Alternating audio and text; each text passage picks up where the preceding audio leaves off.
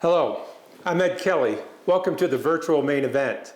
In previous years, the AAIS main event had been held in Florida and served to bring hundreds of insurance leaders together to discuss the issues of the day. Of course, this year is different. The COVID-19 pandemic is having a profound impact on our world, our country, and the insurance industry. Carriers and reinsurers must support their customers through sudden, unprecedented exposures and loss.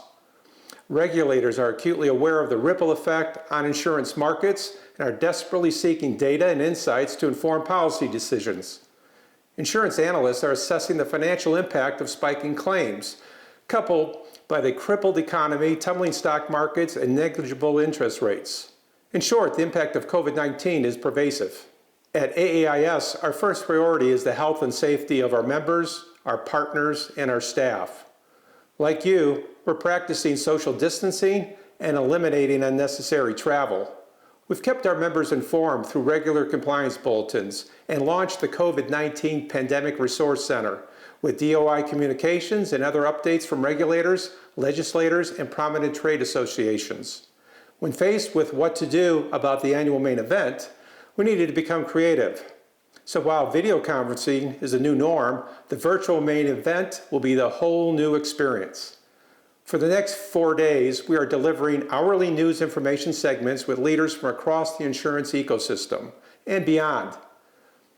We'll be discussing the impact of COVID-19 on our industry and how we're all working together to respond. And if you tune in live, you'll have an opportunity to ask questions of our guests. If not, fear not. Everything you see this week and more will be archived in an exclusive, attendee-only virtual main event library for you to reference at your convenience. I would be remiss if I did not acknowledge the tremendous support we've received from our sponsors. We've created a virtual marketplace where you can explore ways these partners can support your business. Take a few minutes to look through the valuable resource. Ready? Let's get started. We thought it'd be a good idea to look at ways to cope with the significant upheaval we are experiencing during the COVID-19 crisis. In the special COVID-19 report, we have the internationally renowned expert on leading under pressure. He's coached Fortune 500 executives, Olympic athletes, and even leaders at NASA. And here he talks to us about the tools we can use to navigate these unprecedented times. Here is Dr. J.P. Pawliw-Fry.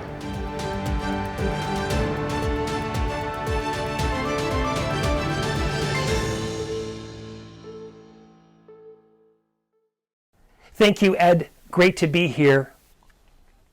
This is no doubt a very difficult time with huge uncertainty, a lot of fear, a virus of fear along with the coronavirus. And in spite of that, I want to challenge each of us who are listening, including myself, can we be the calm person in the boat? What do I mean by that? After the Vietnam War, a number of Vietnamese had to leave the country because it was just so difficult to stay in the country. And they went on these boats, these incredibly cramped boats, into the South China Sea looking for a better life. We, of course, know of them as Vietnamese boat people today, maybe back then as well, of course. And many people got sick, many people died because of the huge storms and the lack of resources on the boats. But there was a group of boats that had fewer people get sick and no one die. And so researchers were quite interested. Why? What was the difference? And so they did some qualitative interviews and they tried to understand what was the difference. And they found that both sets of boats really did have challenges with, storms and cramping and very few resources. But for the boats that had fewer people get sick and no one die, there was at least what the researchers called that one person who was the calm person in the boat, who could take in all the ups and downs, the vicissitudes, and not be immediately reactive. They could take it in, form a response, and be decisive. And the interesting part is that because they were calm, they infected others with their emotions. We know that if you go to Harvard Medical and Business School, where they did a joint study, you put 3 people into a room. The person most emotionally excitable whether negatively or positively, will infect the other two people within 30 seconds, whether they say a word or not. So we're infecting people all the time. So I want to challenge us. Can we be the calm person in the boat? Can we infect people? Can we set the tone in the kind of positive way that's going to help us form the best response? Because this is a difficult time. So I'm so excited to be here and to deliver this program from you, because I'm pretty passionate about what I'm going to talk about today. But we're all part, each of us, as we're listening, we're all part of our own story. I'd almost say our own drama, but that sounds like I'm trying to say we're, drama kings and queens. That's not the point. But we live a drama, a story. And that is that we have this aspiration. We want to do well. We work hard to do well. We want to provide for our families. We want to be great partners, great parents if we're parents. And build a great life. And so we have this aspiration, right? Specifically within our organizations, it's to help our organizations survive during this, help our organizations adapt. And also we want to make our contribution and be an exceptional leader, right? We really want to show up as an exceptional leader and impact people in that way. We want to be an effective coach of people as they're going through challenging times. We want to be a good decision maker and think about the decisions we have coming up in front of us, right? We want to be a great listener before we just jump to judgment. And we want to be a great partner or parent depending on our life circumstance. And, we are now more intimate with whoever it is we're living with. And some of us are not living with others. So this is a very challenging time. But we have this aspiration. We want to do all these great things for our organization, for ourselves. But something gets in the way. And that something is what we call last 8% situations. What does that mean?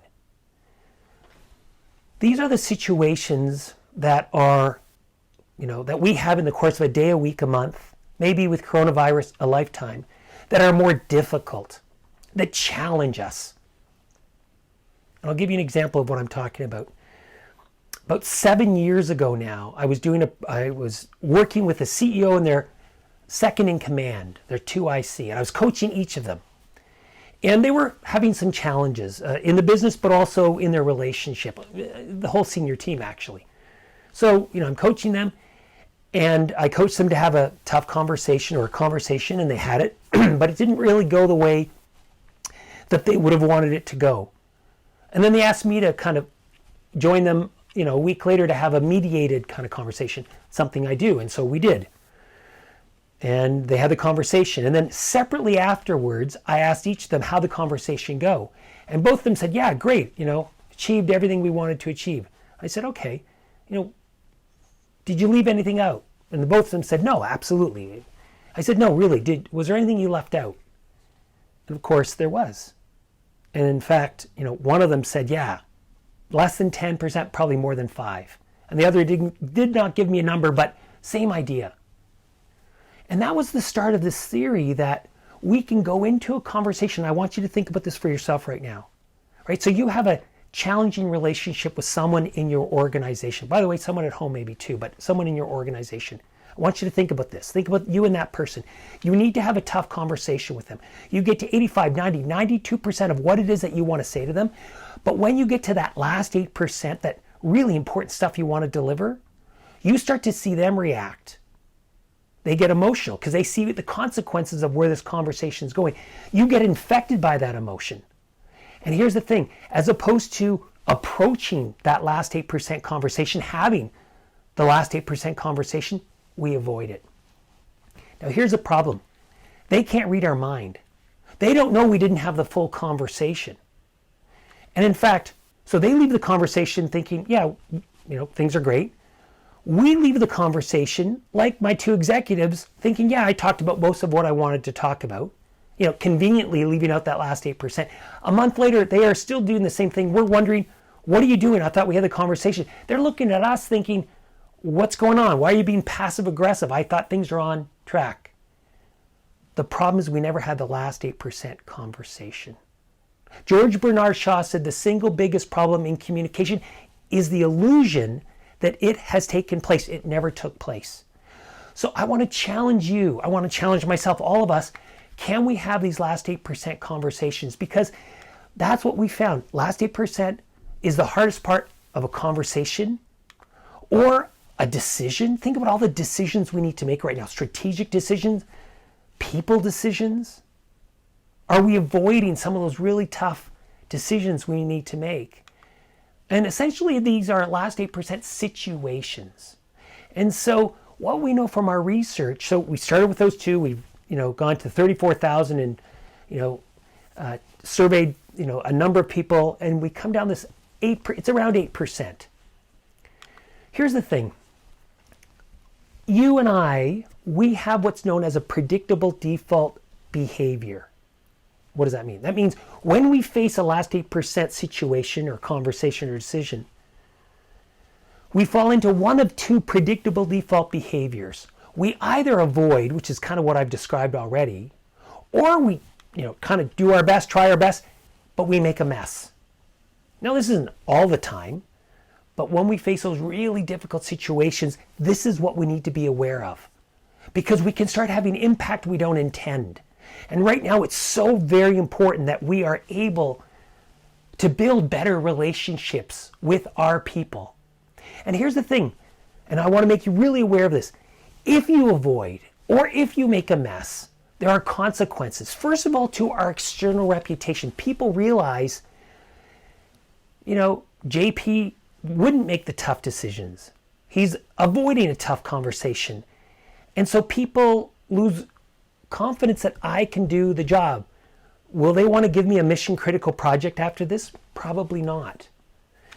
To be honest, I think it's the internal reputation that might even be worse, where we know we avoided, we took an off-ramp, or we made a mess, and so we feel bad about it. And at 3 o'clock in the morning, that's what wakes us up. Not too much work. It's these relationships that aren't going well, or these last 8% that we didn't deal with. And so we feel this, we get into a spiral of kind of shame, regret, a loss of confidence. And then when we face another last 8% situation, our neural pathway has been more kind of developed in that way. And so we're more liable to fall into the same predictable default behavior. And it becomes a cycle. And I don't want that to happen to you. And this is what we do. We help organizations and individuals manage those difficult last 8% situations, conversations, and decisions. And so I think that's what we're facing right now. And the challenge is, can we be the calm person in the boat as we face these? Because we're going to need to be on our game to make good decisions, have good conversations to deal with it. And this is what we do. We work with organizations all over the world under pressure, U.S. Army, Navy, NFL, NBA, I think you might have heard my intro. That's what we do. So we're in this story, right, of we want to do well, we have an aspiration, but we hit this villain, and this villain is last 8%. So we need a plan to manage this, to skillfully approach our last 8%, to be the calm person in the boat in these last 8% moments. So here's what we need to do. We need to understand, what is that plan? So if we looked at, which we do, we survey 40,000 people a month. So we look at a lot of individuals and we try to understand what defines an exceptional leader. And what we know is that there are 3 categories, 3 buckets: how smart we are, that's our IQ. Number 2, how technically skilled we are. Changes for every job. If you're an accountant, or if you're in sales, or if you're an actuary, these are all different technical skills. And what we know is that it's not IQ or technical skills that makes the difference for a top 10% leader. It's not. It's our level of emotional intelligence, right? It's emotions that get in the way of our last 8% situations. And so it's emotional intelligence that we need in order to manage those situations. And what's interesting is, rule of thumb, this one circle of emotional intelligence counts for twice as much as IQ and technical skills combined in determining who's going to be an exceptional leader. But Warren Buffett says it better than I. He said, if you've got an IQ of 150, take 30, sell it, get some value for it, as only Warren Buffett can. And so that's the point. He knows the data, which is, look, we're all smart enough in this program. We're all technically astute enough. The difference maker, though, is do we have this level of emotional intelligence? By the way, at age 16, IQ, pretty concrete, doesn't change very much after that. My son just turned 17 the other day. I had to break it to him. Wes, you're done. No more IQ for you. But emotional intelligence, if we're aggressive learners, will continue to grow, right? As we have experiences, can we take that experience, learn from it, bring some self-awareness, big part of emotional intelligence, to grow from it. My favorite set of all of our research is this. High performers are imperfect. I'm going to say that a few times today. High performers are imperfect. You're imperfect, I'm imperfect. But the truly high performing, though imperfect, do this. They extract 3 to 5 times more information from the same opportunity to learn as an average performer. Think about that, right? Things will go awry. There will be some decisions that don't go your way. Are you learning from them? When people give you feedback, that's a last 8% situation. When people give us feedback, what do we do with that? Do we get into yeah, but? Do we get defensive? Or do we sit there and act like a true high performer, like the Olympic athletes I work with, who are, I won't say starved because they get a lot of it, but they act like they're starved for feedback. They want as much feedback because they know that's the only way to get to that next level of performance. And so I want to focus on emotional intelligence. So let me tell you a really quick story about what emotional intelligence is. I was doing a program in Honolulu about 17 years ago. Flew overnight, picked up by a female cab driver in the morning, not so surprising. She had a 7 or 8-year-old daughter beside her. We're driving along, I'm in the back, and the 7 or 8-year-old daughter says, "Mommy, we're all the idiots today." And I'm thinking, oh my gosh, like at the time we had 1 and 3 or 4-year-old. I'm thinking, is this what 7 or 8-year-olds say? But without skipping a beat, her mom replies, "Relax, dear. They only come out when your dad is driving." And I love this story. It really tells us something about emotional intelligence, right? Which is that it starts with self-awareness. Do we know how we react, our predictable default behavior? Do we know then what happens in our brain, which we're going to talk about when we're under pressure, a last 8% situation? And then do we have skills to manage that? And finally, can we connect with others while we're under pressure? Because, we're not going to talk a lot about emotional connection in this program right now, just because there's, I'm trying to condense everything down to give you some really important pieces. But I'll say this about emotional connection. When we're under pressure, when we're in a last 8% situation, one of the things that we do is we stop listening. We stop listening. We get so self-referential that we are not really listening to what other people are saying, and it gets us in trouble. Okay. So let's get into self-awareness. What is self-awareness? For a start, I want you to ask yourself, what last 8% moments do you face right now? Just reflect for a moment. Think of right now, given all what's going on with coronavirus, think of a decision you need to make or a conversation, situation. Just think about it to yourself right now. And ask yourself, am I maybe avoiding? Am I making a mess of it? Again, emotions get in the way. And it's okay if you don't know, but this is the work we must do. Okay, so I want to talk about now, for you and I, when we're in a last 8% situation, when we're facing, this person or circumstance, what happens? So here's what happens. I want to talk about it from the perspective of the brain. The brain really has 2 parts that you want to pay attention to. First, in pink, is this amygdala, right at the center of your brain. And the amygdala, by the way, in Greek, the literal translation is almond from Greek, which is amygdala. The amygdala allowed us to learn for the first time. Why? It's our source of emotional memory. You'll never forget where you were during 9/11. When you saw that, who you were with, what you were thinking and feeling. It's our source of emotional memory. Right? It also answers that one critical question of human survival. Do you know what that is? Do I eat it or does it eat me? So the amygdala is the emotional part of our brain. It's trying to keep us alive. It's trying to protect us and keep us from threats. Okay? Much higher up above the eyes, behind the forehead, is the prefrontal cortex. And this is our IQ brain, and you can hold on to 5 or 6 bytes of information at any one time, right? And in fact, it's plus or minus 1 or 2. So in fact, everyone on this call can hold on to at least 4 ideas at any one time. I want to describe to you what I mean. I want you to think about markers for a minute. What do I mean? Well, above the eyes, behind the forehead, we can hold on to at least 4 ideas at any one time. So we literally pull from long-term memory, there's one chunk of information, pull from short-term memory, and we hold it in mind. We listen to that person, that's a chunk of memory. Maybe we have a technical skill or expertise we can pull on. All of a sudden we have 4 ideas in our brain at any one time. I want to describe thinking for you. This is when you take these 4 thoughts or chunks of information. This is really like RAM, but you have these 4 chunks. And you're listening to someone, let's say in the last 8% conversation. And what you're doing is you're listening, you fill up your mind with these 4 chunks. And you actually move these thoughts around so you can form the best response to that person. Does that make sense, right? So you sit there and you go, you listen and you think, okay, I'll start by saying that, or I'll do this. But the bottom line is, you're formulating what you're going to say. Most of us aren't even aware of this, by the way.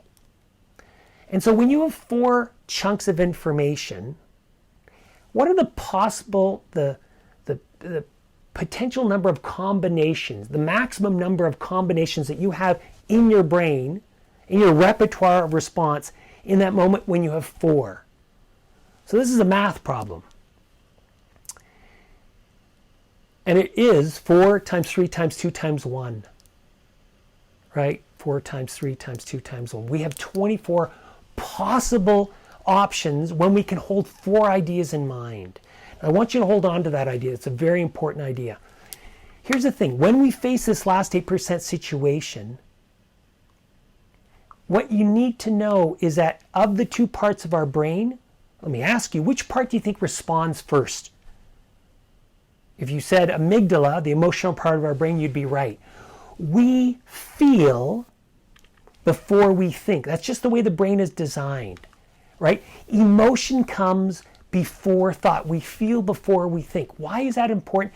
It's important because when we're in this situation of higher pressure, we can feel like we're going to get eaten by this threat.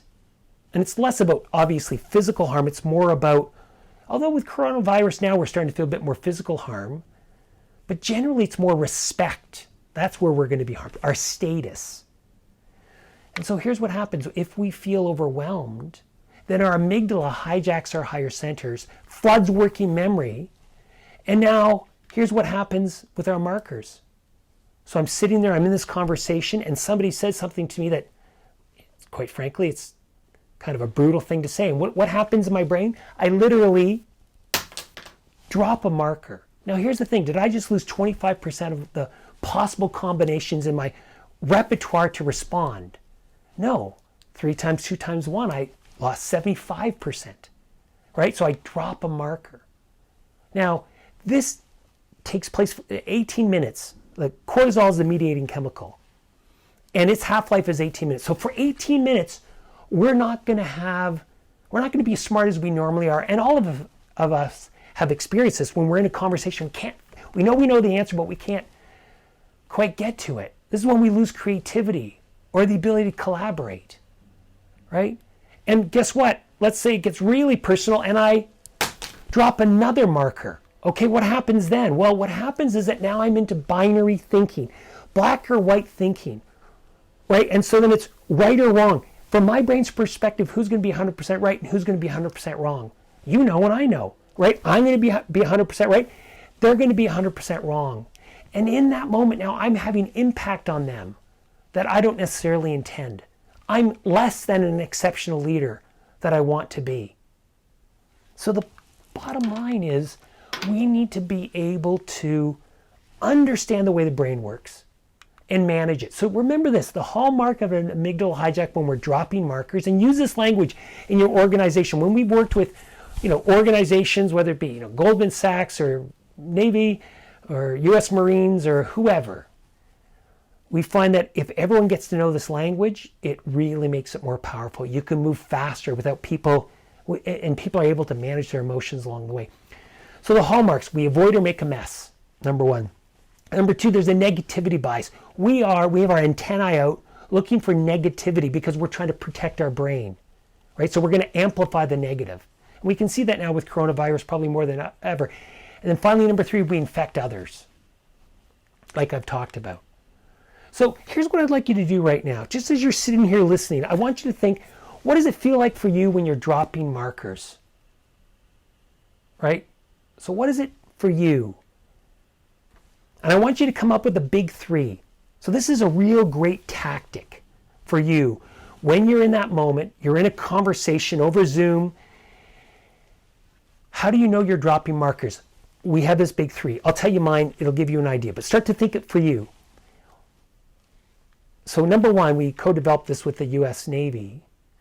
One of the three needs to be physical. Why? Because we get so cognitively involved in the story, we don't even realize that we're dropping markers. We're kind of down that kind of, Alice in Wonderland kind of hole, and we go down that pathway and we don't even know we are. Our first clue is that we feel it in our body somewhere. Where do you feel it in your body? So for me, my big three, the first one is heat. When I feel heat in my forehead, that's the sign I'm feeling pressure. Number one. Number two, when I feel really certain I'm right and they're wrong. Right? I'm dropping markers that make sense. I can't see options. I'm right, they're wrong. That's number two for me. And the final one is urgency. I got to act right now. I got to say something right now. And gosh, in this last month, I've done that. So those are my big three. What is it for you? With a pen and paper, just write down, what are your big three? And one of them needs to be physical. This is the key to helping us stop the loop of a hijack so that we can think more clearly, make better decisions, engage in more difficult conversations. Now I want you to think about, you're a leader like me. What does it look like when other people are dropping markers, right? Because you've got to kind of manage people, especially over Zoom. So first of all, it's hard to tell. So you want to talk to them about this. So each of you can actually talk about, hey, I'm down markers. This is what we do in our organization. We're on Zoom. And if I'm frustrated, I'll say, guys, I'm down markers. Literally, right? But what does it look like? Well, I'll tell you. Behavior that's out of proportion or behavior that's out of character. So if you see someone acting, and that's not John, that's not, Sally, then that should be a little, signal to you, a red flag. Maybe they're down markers. If they're out of proportion, didn't seem that big a deal, maybe they're down markers. And you can use this language, and we do in our organization. Let me tell you a quick story about this. I'm working with one of the largest pension funds in the world, their CEO, and this is a few years ago. They were making a big acquisition decision, right? A really big one, multi-billion dollars. He's in front of his board. His senior team, they're behind this move. As you know, on a board, you can get factions where some people, they're not as keen on there's some animosity from past board meetings. But he's in front of his board, 2-day meeting. He's talking about, this acquisition. It's not going well.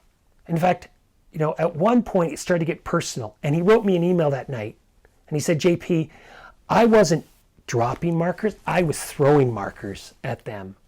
But here's the best part. He actually stopped the meeting because he realized, I think his was throat. Mine's forehead, his was throat. He said, I realized I was dropping markers. And he said to the whole group, he said, we need to take an 18-minute break because I'm down markers. He wrote to me, he goes, at that point I thought maybe some of them thought I'd lost it or something. But here's what happened. He described in 2 or 3 minutes what we just talked about here. 2 people on the board, one in the faction, said, I think we're down markers because we feel a fiduciary duty here. So they took a break, 18-minute break. They came back, this is day 1, 5 or 6 p.m. They realized, look, we don't have to make the decision right now. This is a long, the consequences of this decision are long-term. We don't have to make it right now. Let's go have some drinks. Let's talk about it. Let's think about it.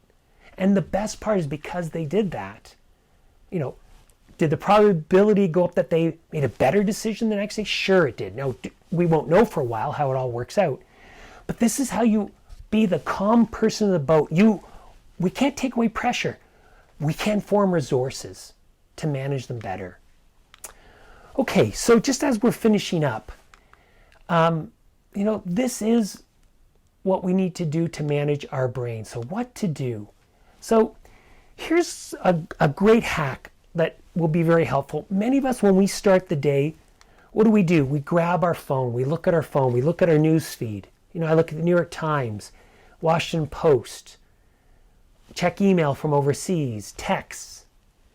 And I'm here to tell you, don't do that. In all of our research, we find that there's not only are high performers, they extract more 3 to 5 times more, they're aggressive learners, but they also start their day very intentionally. So I want to ask you, how do you start your day? And I want to give you an idea of something you can do. Because here's the thing, when we pick up our phone, it only spikes our cortisol and it sets us up for not a great day. It takes us a while to kind of get rid of that cortisol, 18 minutes, but it also just starts to color our day. So instead, here's what I'm going to suggest. Start your day like an Olympian. What do I mean by that? There is a 15-minute morning routine called the Last 8% Morning that I've put together. It's free, doesn't cost.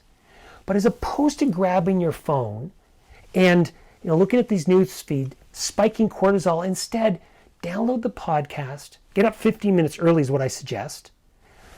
Put me, because this is my morning routine, and I'm going to guide you for 15 minutes. And we integrate 3 things. Movement, so we go for a 15-minute walk. For a number of reasons, that's important. Most of us are getting too stationary right now. Mindfulness, so I take you through a certain structure. And then finally, some of the mental training exercises that I use with athletes. Why do we do this? Because we want to set the tone for our day, start the day right, but we want to build these skills of emotional intelligence. So this comes out Monday, Wednesday, Friday, but every day I drip learn another new idea. Because there's too much we can do in the short time here, but download the podcast and start listening to it. And we're not selling anything, but this is how you can take charge of your day. So as we're coming to the end, I'm looking forward to answering questions, but I want to challenge you. I really want to challenge you. Can we be the calm person in the boat? Can we be an exceptional leader? This is what our organizations need from us right now. This is what our families need from us right now. And so I don't want to wish you good luck. I don't believe in luck. I've seen too much data. I want to wish you 2 things. Not good luck, but good preparation, which is what this whole conference is about. It's fantastic. Not good luck, but good preparation, and then good courage. So when you're in that situation, in that last 8%, you can step in, not avoid, not make a mess, step in that middle way, get your voice heard, do what you need to do, be decisive, but in a way where people can hear you, where you have the impact that you really intend. Looking forward to the questions. Thanks so much.